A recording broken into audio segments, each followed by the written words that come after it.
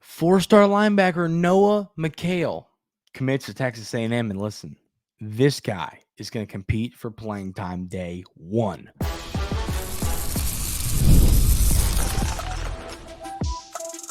You are Locked On Aggies, your daily podcast on the Texas A&M Aggies, part of the Locked On Podcast Network, your team every day. Welcome on into Locked On Aggies. I'm your host, Andrew Stefaniak. Thanks for making Locked On Aggies your first listen every single day. Today's episode is brought to you by FanDuel. Make every moment more as the playoffs wind down, the sports stop sporting like we want them to. But this summer, FanDuel is hooking up all customers with a boost or a bonus daily. That's right. There's something for everyone every day, all summer long. Visit FanDuel.com/lockedon to get started. Interesting weekend for Texas A&M sports, ladies and gentlemen. We got a new baseball coach. We'll get to that in a little while. But most important news of the weekend was the addition of four-star linebacker Noah Mikhail. And, looking at him as a player, this is just a type of linebacker that's going to be a star. So he's listed actually on 24/7 Sports as an athlete because he plays a little bit of receiver and a little bit of running back on offense. But no, he's a linebacker. That's what he'll be for the Aggies at the next level. So a few interesting notes on Mikhail. He's ranked on 24/7 Sports, their individual class rankings. He's ranked as the 83rd best player in the class. But then in the composite rankings, he's listed as the 69th best player in the class. So nice stuff there. But, this is a top 100 player. This is a top 85 player in the class. And you watch the film, and he's a guy who's just going to excel early. And I'll get to that in a minute. But an interesting topic. 3 of Texas A&M's top 4 players currently committed are from California. Hassan Longstreet, of course, and then Adonis Curry, and then now Mikhail. So you got 3. Coyote Armstrong, our third best player, is the only player that is not from the state of California in the top 4 because he's from Texas. But that's just California, like Texas, Florida. Some of these states are really good places to find talent. Obviously, I think Texas is the best state when it comes to high school football talent. I think that California is probably a close second. Florida's up there. Y'all know the drill on that. But, when you look at players like this, or when you look at states like this and you look at recruits, you want to be able to succeed in states that aren't your own. Now, luckily for Texas A&M, Texas Tech, TCU, all of the big time football programs in the state of Texas, you do have this elite group of talent in your backyard. Well, now in your backyard is a relative term because of how large the state of Texas is, but you get what I'm saying. But if you're still able to succeed in other states, it's huge.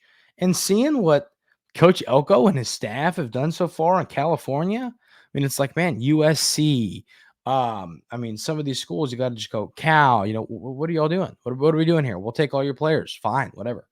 But when it comes to Mikhail as a player, like I said, ranked 83rd in 24/7 Sports rankings, 69th in the composite rankings, which the composite rankings compile all of the different places together. Compiles, Rivals, ESPN, On3, compiles all those together into one. So here, let me read y'all the quote on Mikhail from what it says here. So this quote is from Greg Biggins, who's part of 24/7 Sports. He says, "We've been watching Mikhail since he was just a freshman, and he has continued to develop and get better on both sides of the ball. He's a two-way player who has put up numbers offensively at running back and receiver, but linebacker will be his meal ticket at the next level and beyond. He's long, rangy, and tough and flies to the football. He's a physical player who can really close and is one of the bigger hitters in the region. He's a sideline to sideline type backer who probably projects best as an inside guy at the college level, but shows the versatility to play outside, cover, or even rush off the edge. He's a highly intelligent player as a natural leader and someone who looks like a future captain wherever he ends up. He has the talent to play for any Power 4 program in the country and definitely has an NFL ceiling to him. So, and that's some high praise for a talented football player there. That's one of the better scouting reports I've heard. I mean, not a lot of negative comments. And you take that. You take it when there's a lot of good things to say about a player. I didn't hear a lot of times when you read these, you hear, well, but he needs to work on his ability to get downhill and tackle running backs out of the back, whatever, whatever the concern might be. That's one of the better reports I've read on a player. But what stood out to me on his film was he's really fast. So I'm going to talk about what stood out, and then I'll get into why and what I noticed. He's really fast. He hits incredibly hard. He has a good football IQ. You talked about their intelligent player. Solid in coverage, and then he's great at maintaining his gap responsibility. So frustrating when you watch a linebacker, fire at the wrong gap, and then there goes a running back for a 48-yard touchdown. That is just the worst. And he seems responsible when it comes to taking care of where he's supposed to be on the field, staying on his side, staying in his gaps, staying to his responsibilities. And that's something you have to be a solid linebacker, to be a solid football player in the SEC and college in general. But, looking at the film, like I said, I think that the athleticism is what stood out. Now, I talk all the time about how I love a player who plays on both sides of the football, because I think it just gives you a better understanding of what you're, doing as an offensive player or you're defending as a defensive player. So for Mikhail, he plays a little running back, a little receiver. Okay, so plays running back, right? He has been there. He can see, okay, based on the way this offensive line is blocking and based on the way this hole is opening, I think the running back's going to hit this hole, whatever the play might be. He knows, okay, if I was running the ball right now, where would I cut? What would I want to do?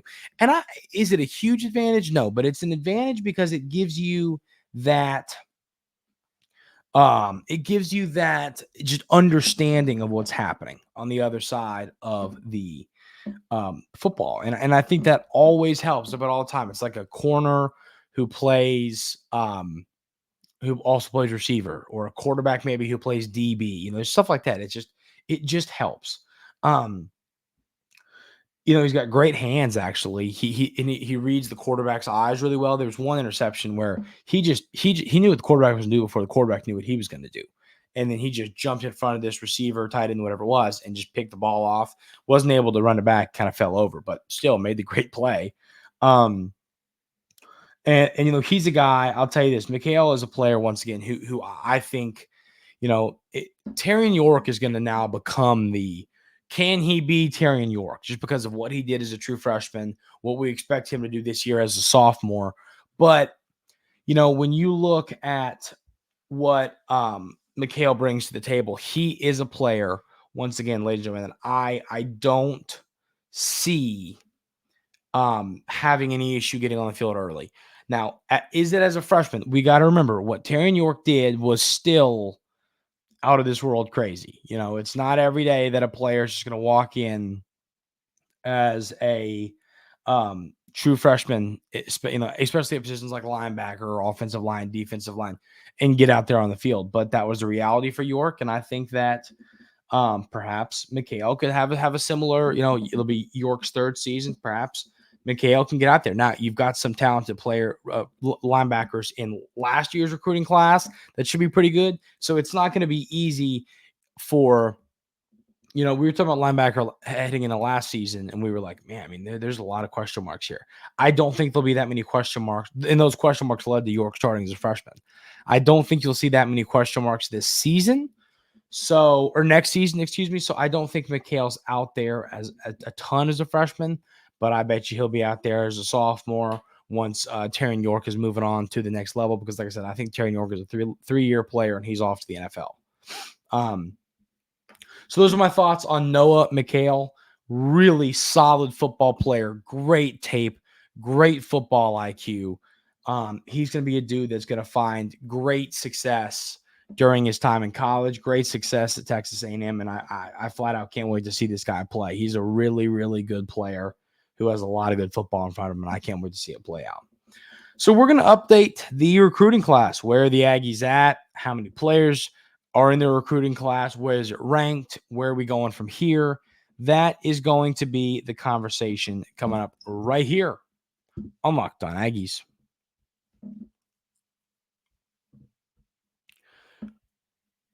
I love sports. I love them so much, I never want them to stop. But as the playoffs wind down, we get fewer games and the sports aren't sportsing like I want them to. But FanDuel lets me keep the sports going whenever I want. All I have to do is open the app and dream up bets anytime I'm in the mood. And this summer, FanDuel is hooking up all customers with a booster bonus daily. That's right. There's something for everyone every day, all summer long. So head over to FanDuel.com/lockedon and start making the most of your summer. FanDuel, official sports betting partner of Major League Baseball.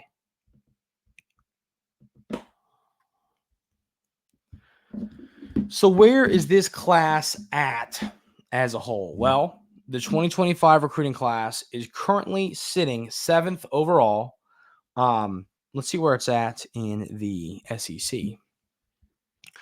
So we got Ohio State 1, we got Alabama 2, Georgia 3, Notre Dame 4, Oregon 5, Oklahoma 6. So now, I guess officially today, Oklahoma's part of the SEC. So you're behind Alabama, Georgia, and Oklahoma in the SEC. So it is funny how that's the reality. You know, if you're ranked as the 10th best team, you know, you're 8th in the SEC. That's obviously a joke. I'm just saying, like, that's just the reality of recruiting here. And you've got so many. How many SEC schools in the top 15? 1, 2, 3, 4, 5, 6, 7. 7 SEC teams in the top 15. So, you know, the SEC has been recruiting at a high level. But the Aggies, once again, 7th overall, 4th in the SEC. And, you know, you look at this class, and what gets me so excited about this recruiting class, the first thing that gets me super pumped up about this recruiting class is that you have your quarterback of the future. I talk all the time about the importance of having your quarterback locked up early. When recruiting expert Brian Smith is on the show, or just talking in general, he says the same thing. You know, when you want to land offensive weapons, having an elite quarterback on roster helps make that easier. And that's the reality here. You already have Hassan Longstreet, who is ranked as a 5-star quarterback, you know, the number 4 player in his position, according to 24/7 Sports, ranked as the 28th overall player, you know, and I'm telling you, just having that quarterback position locked up early, taken care of early, is a huge, huge boost for a recruiting class. It just makes it easier to recruit players, you know, because a lot of times your quarterback is the guy that helps recruit, the guy that does all that. So I think that's what has me most excited about this class. And, you know, I have a few more points to talk about before we kind of get into some of the players in this class. But, you know, the first thing that I've taken away, and this is what I voiced months ago when Coach Elko took the job, you know, the concern for Texas A&M, I would say the number one overall concern for the Aggies heading into this season, or heading into the Mike Elko tenure, was, can he recruit? And, you know, that was the concern. You knew who he was when it comes to X's and O's. You knew who he is as a coach when it comes to developing talent. We know he could do all that. We know that he's going to get players and develop them to be better than they already are. The question was, could he get elite football players and make them even better than they were when they walked on campus? We knew he could do it. If he could get them on campus, he could make them better. But could he get them on campus? And that was the concern. Well, so far, we are now, how many months? What,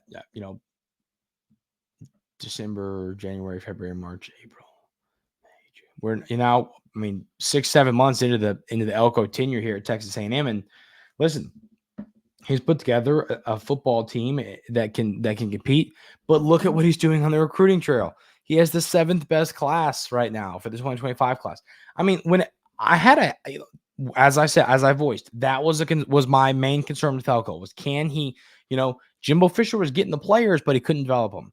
We think Elko can develop them, but if he can develop them, but he needs to get the players to be able to develop them. That was the concern. And he's done that so far. I think the kind of warning sign to man, Coach Elko is actually going to be a really good recruiter was when he was able to recruit when he was able to finish that 2024 class strong. He finished that 24 class strong. He was able to land a couple talented players there, hold on to Terry Bussey, for example. He did a great job wrapping that class up. And I think that was kind of a dead giveaway to, man, he's going to be really good. So that's why this is so exciting to me. I think that this class, so July, obviously today's July 1st, it's going to be really interesting to see what this month holds. Is Texas A&M going to be able to continue to add? Because listen, July is the month where you generally have a ton of success. Texas A&M is ahead of schedule right now. You already got 16 commits. You're in a really good spot. What can you do this month? July is the number 1 recruiting month. Can you land some elite players? Can you go get some talent? This is what is going to be interesting about how this month comes to an end. But, you got to hit July out of the ballpark. And from what Coach Elko has done to this point, I have no reason to be concerned that he's not going to do that. I think that he's going to be just fine. So, want to see July go smoothly, land a few more guys. And then the last question is, does this class have top 5 upside? And to me, it's a pretty simple yes. I think it does have top 5 upside. You look at this class and you say to yourself, I don't know how you could look at it and go, think it doesn't have top 5 upside. So I just look at this and I get really pumped up about the fact that this class has a chance to be really special. But then now you've got the coach in place who can develop these players and to be really good college football players and hopefully NFL football players. So that is the reason that I think Texas A&M fans should be excited about the direction of this recruiting class and, frankly, the direction of this coaching staff. And then, obviously, like I said, I love having Longstreet. It's exciting there. I love, you're starting to get your offensive weapons. Coyote Armstrong committed recently. He's a guy who's going to be a solid player for the Aggies. I like his upside. I love his ability to play multiple positions on the field. Obviously, I think he's going to play offense in college. But and I love what you've done in the cornerback room. You've already got Adonis Curry, top 50 recruit. You've got Kobe Sellers, top 150 recruit. You got Jamar Beal-Goins, a top 200 recruit. And then DeJohn Petaway, top 250 recruit. Coach Elko, and that's the other thing.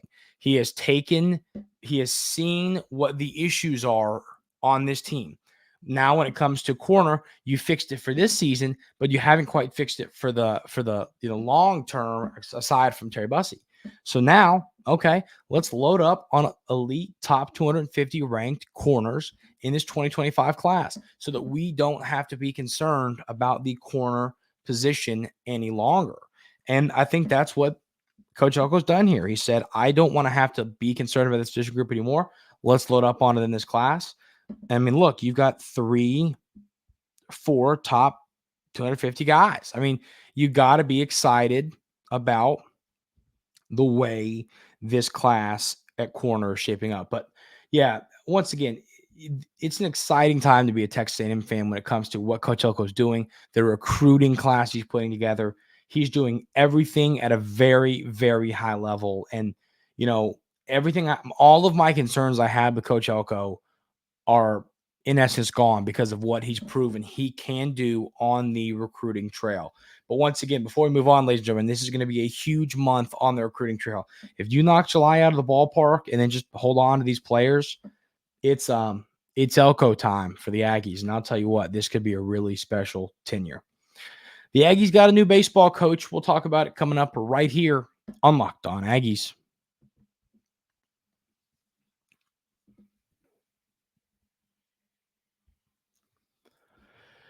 Okay, so I know that, this will more than likely be our last baseball conversation until we get back to baseball season. But, the Aggies hire Michael Earley to be the next head coach. Of course, was the hitting coach under Coach Sloss before he moved on to Texas.